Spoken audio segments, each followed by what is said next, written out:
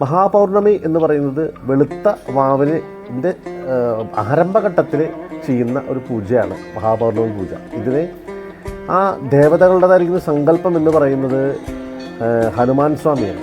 അദ്ദേഹത്തിൻ്റെതായിരിക്കുന്ന ആ വിശേഷാൽ അർച്ചനകളും വിശേഷാൽ പൂജകളും മറ്റ് ദേവന്മാർക്കാൾ ഉപരി ഹനുമാൻ സ്വാമിയാണ് പ്രധാനമായിട്ടും ഈ പൂജകൾ നിർവഹിക്കാൻ പ്രാപ്തമായിരിക്കുന്ന ഒരു ശക്തിവിധാനമായിട്ട് പാമ്പുകൽ മഠത്തിൽ കണക്കാക്കുന്നത്.